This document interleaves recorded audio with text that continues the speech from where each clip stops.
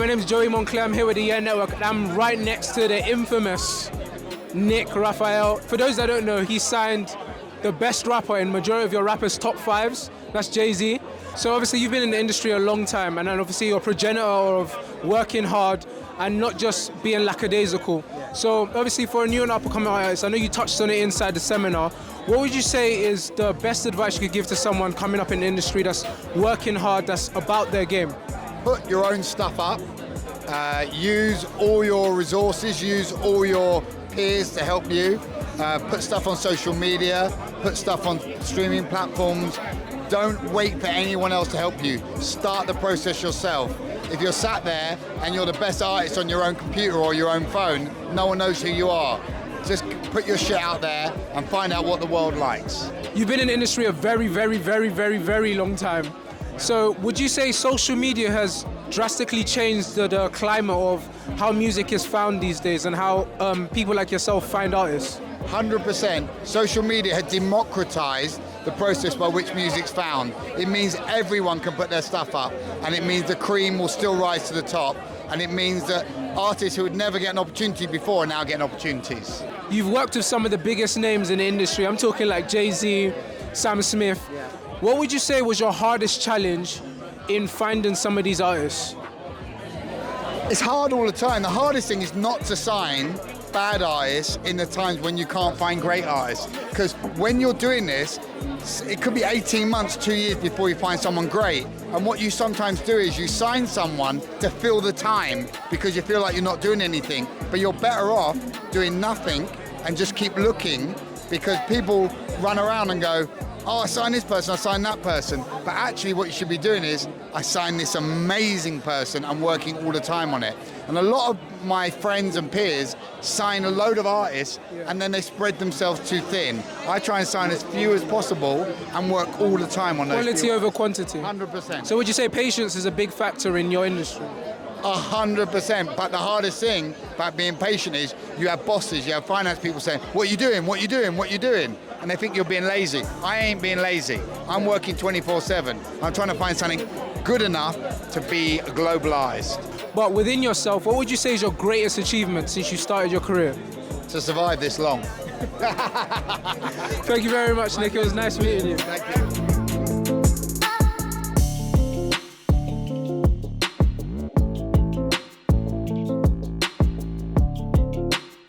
Alright guys, I'm back again. It's myself, Joey Moncler with the Yeeeaah Network. And we're here with Shane, MizerMilli. Come on, man. Trust me, forget you guys that don't know, he's been in the industry 10 years. He's managed people like Mostack, or still managing Mostack, still managing K-Trap. Some of the biggest artists that we all listen to. Hey, yo, I'm outside, are you inside? Everybody bad until the maddest man died. I ain't never going down without putting up a fight. Yo, what would you say is the hardest hurdle you've ever had to face? Ooh, the hardest hurdle I've ever had to face. Do you know what? One of the things, right, with Mostack, he's autistic, right? Yeah. So I had to study autism to be able to learn how to communicate with him. Yeah. But once you get to understand the artist, you're able to then understand and be putting him in situations where he can flourish. You know, because what an A and B conversation with me and you, he has. Yeah, you know what I'm trying to say. So I wouldn't say that's the hardest, but that's like one of the first things that came to my head. You've had to like study the person and study what they're going through as well. So you've also had to put yourself in their shoes, so to speak. I know you sold out the O2 Brixton with Mostack.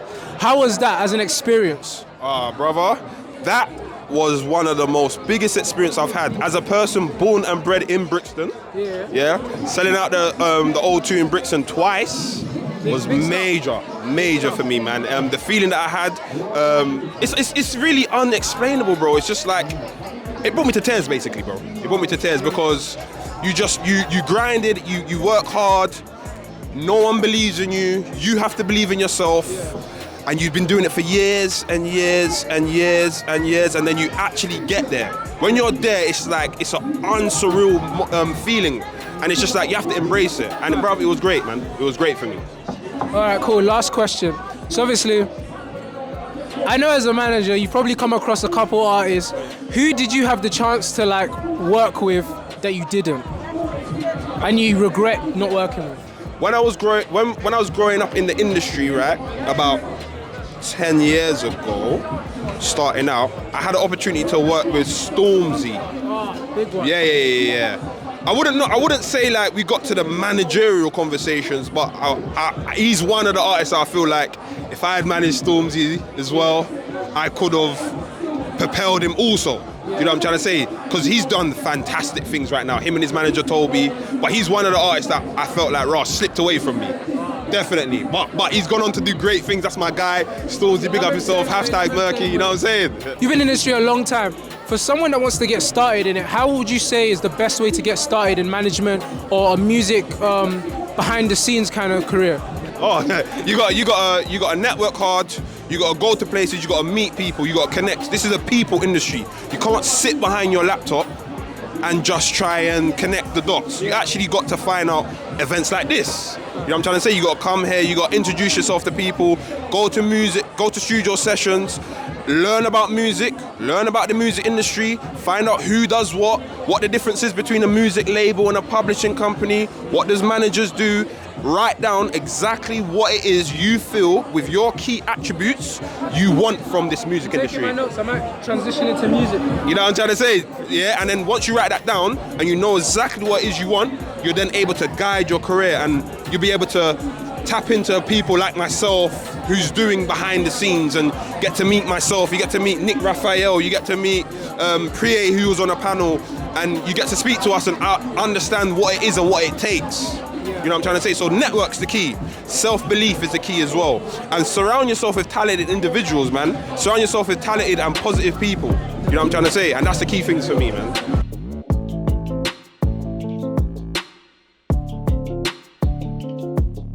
Paul Bridges, it's nice to meet you, my bro.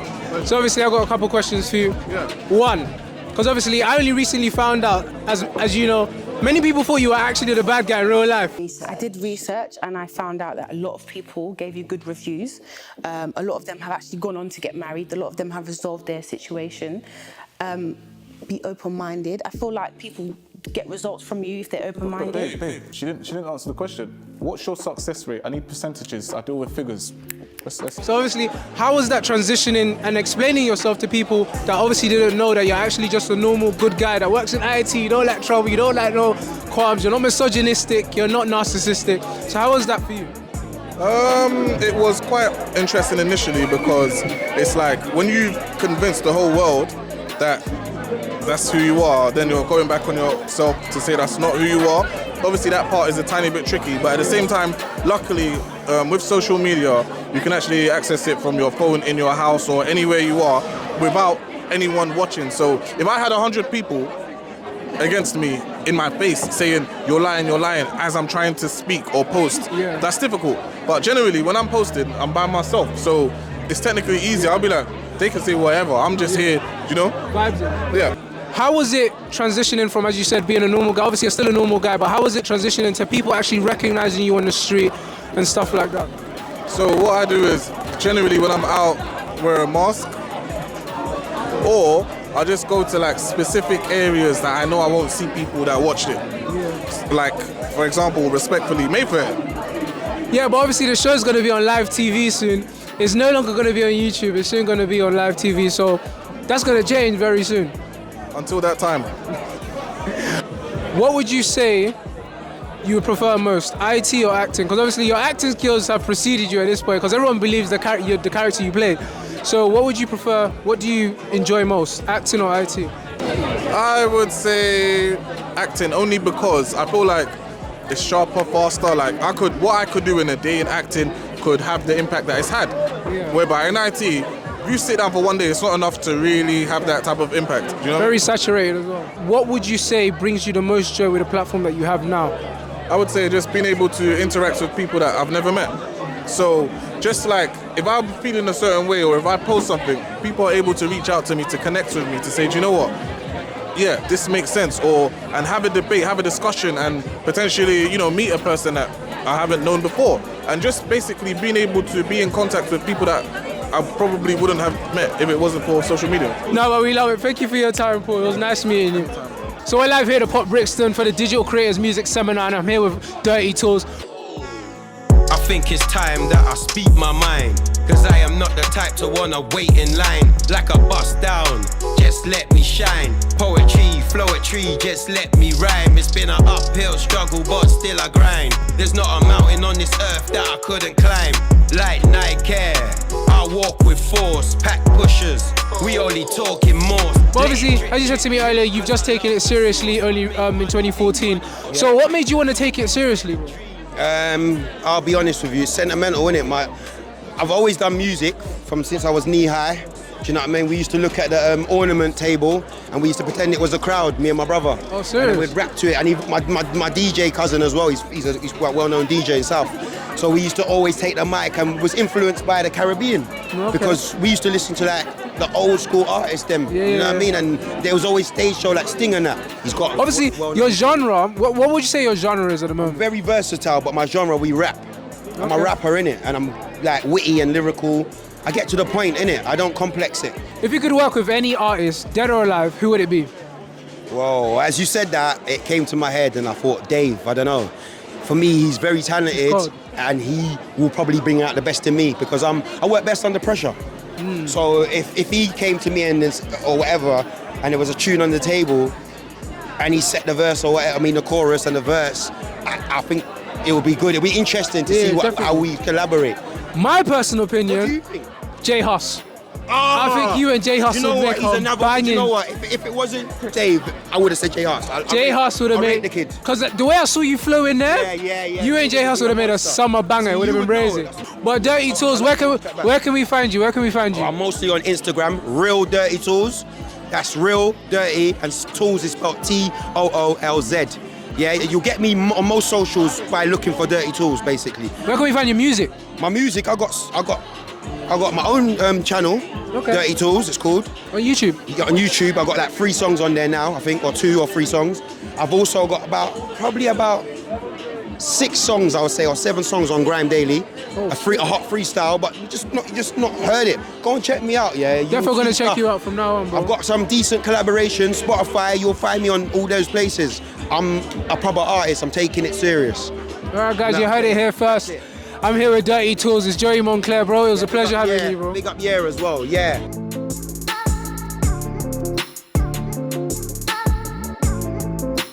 Hi, my name is Joey Moncler. I'm here with the Yeeeaah Network at the Digital Creators Music Seminar, and I'm joined by the lovely man himself, Dexter Sims. You know him as the owner and founder of Muller Cake. But Dexter, tell me, how was it starting your own fashion brand? How was it getting into the fashion industry? Oh, wow. It was difficult.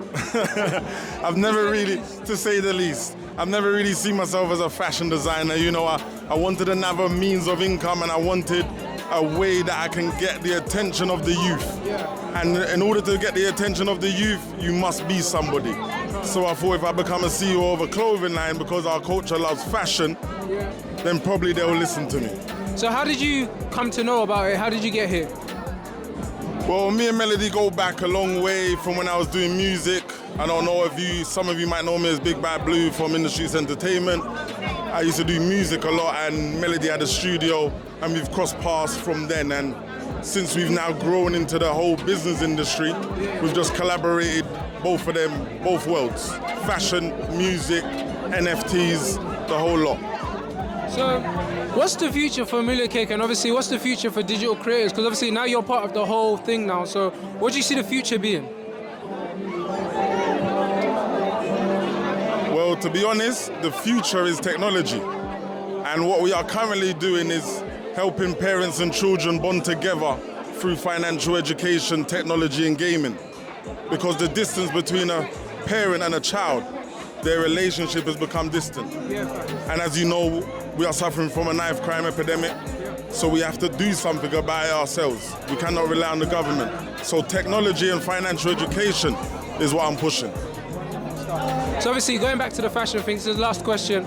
If I wanted to start a fashion label or fashion brand, how would you suggest I get started? First, obviously, create something that means something. And it's not something that has to mean something to you necessarily. It can mean something to other people. I'll give you an example. Moolah means money, and cake is cake. 2 things that everybody loves. 2 things that make everybody smile. So therefore, I don't need you to actually the look of it, you might like the name of it. And if you don't like the name of it, then you might like the look of it. So, you know, do it, go for it, but make sure you're wearing it. If you're not wearing it, then you can't expect other people to wear it. Thank you very much, Dexter Sims. It was nice meeting you, my guy. You too, likewise. And that's it from the Yeeeaah Network. I'm here joined by the one and only legend made himself, aka Lamb, aka the reincarnation of Dapper Dan. Hey, you know that, you know. So, bro, I've seen this hat. This hat's incredible. Thank you, bro. Tell me the inspiration for this hat, because obviously it didn't just pop out of the woodwork. Yeah, you know, I mean, you can see that the hat is a Dapper Dan type of style. You know what I'm saying? Because Dapper Dan, as you can see that big picture up there, is me and Dapper Dan. You know what I'm saying? He the one that created this type of vibe. You know what I'm saying? So I had the idea back at home. My homegirl G-Mo bought it. She was just like, yo, you don't got a Gucci Louis Vuitton, because if they look at the top of the hat, it's really Louis Vuitton. Oh wow, crazy. See, a lot of people don't know that the top of my hat is really Louis Vuitton. You know what I'm saying? So I was like, I had the idea like putting the Gucci and Louis Vuitton together, because most people don't mix the brand. You know what I'm saying? And as true creative, only those who risk going too far can figure out how far one can go. You feel me? Facts. Yeah. So what made you want to get into fashion? Man, I always been a trendsetter when it came to style and when it came to clothes, but I was kind of trendsetting for the wrong reason. Like if I was sag this type of way and wear two different Jordans, like I wear the Jordan 3s and wear the Jordan 6s. Oh, you know what I'm saying? You feel me? I wear the Jordan 6s, I wear the Jordan 12s. You know what I'm saying? Like I always mix it up crazy. Like I wear the 7s, I wear the 14s. You know what I'm saying? Nobody was doing it like me. But I always inspire all the youth and everybody else to do it. But I was sagging and doing it in a kind of a gangster way. So when I met one of my mentors, Jesse Webb, Mr. Giandre, he taught me on how to just put my clothes together as like a man, you know what I'm saying? Like wear suits and just become more dapper. Then I met Dapper Dan, I met more people along the way that kind of just enhanced my thinking on branding. That's why Dapper Dan book, Made in Harlem, is very important to have, you know what I'm saying? Because it teaches you a lot about the game, or Andre Leon Talley, or anything that has fashion and style together. Like I put that together, I make it go crazy. So what would you say, who has the best fashion, the UK or America? I think maybe the UK, bro. I think the UK got more like the creativity behind it. Like, I don't know. I think like the UK got more like the creativity, but like America take it there all the way. You know what I'm saying? Like, cause I live in America, and I ain't gonna lie, like I came out here and I ain't seen nobody fly than me yet. So I'll be representing for Americans, you know what I'm saying? But I'm not from America, I'm from Belize. So I gotta say Belize got the best fashion, you know what I'm saying? We bleed them. Facts, will take it. So how did you find the event so far? The event's amazing, bro. Like, look at this, bro. All these creative, we got the digital creative music seminar, we got fashion too, like, bro, like, I gotta give a huge shout out to Mel, bro. I gotta give a huge shout out to the Sound Bank for even bringing me here and letting me see this. Not many colored people can wear a mustache like that. Yeah. So what made you want to twist it up? Well, you know, my last name is Sanchez, bro. My background is Spaniard, you know what I'm saying? Okay. My ancestors is African and Spaniards, you know what I'm saying? So my Spaniard mustache comes from that. I like it, it's cool. Not many people can rock it, but it was nice meeting you, man. And we out.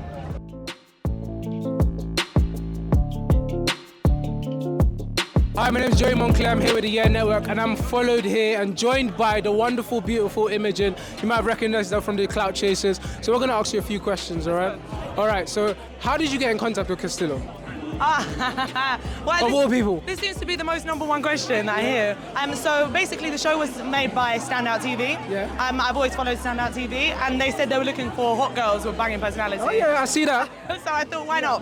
Why not? And then they just said to me, can you come on the show? So how did you find the experience? It was great. It was really entertaining to see, #1, how things work. I like the behind the scenes kind of stuff, you know? But we met a lot of nice people. All the girls are genuine. Woo. It was really good fun. I had a fun. Quick one. So behind the scenes, would you say you're the best looking person behind the scenes? You're really gonna ask me that? Yeah, we keep Listen, listen, you have to rate yourself. No, if you don't, nobody else will. You have to believe your sus. So Castillo got 5 girls. We all look very, very different. I said that we're like Castillo's angels, you know, like Charlie's angels. Yeah. So we're all different, so we all look good. Okay, wonderful You stuff. can't say just one. Myself. All right, cool. For those that don't know, Imogen also does music. She's an R&B artist. So, what made you want to leave what you were doing before to get into music? It's just a passion, isn't it? It's something I always wanted to do. So would you call it a passion project or an actual passion? Listen, it's a hobby and a job and a long-term project. It's everything, isn't it? When you've got something that you want to do, you focus and you achieve. You know, and that's it. Wonderful stuff. Do you have any music out now? Right now, so basically, I've made sure that there's nothing. I'm ghosting on everything. She's a clean slate, people. I'm making myself a clean slate. Wonderful. I need to present myself the way that I want to be seen. Okay. You know, so when I'm ready and I've got everything, you're gonna see me all over, all digital platforms. Wonderful. Okay, let the people know where we can find you. What's your hashtags? What's your instas? What's all of that? So for now, you just want to find me on Instagram. It's imogenofficial_. You can catch me on that. I keep my stories updated. You can find out what I'm doing, the latest. Just come see me. Wonderful stuff. Thank you guys. You've heard it here first. First interview with Imogen. Thank you.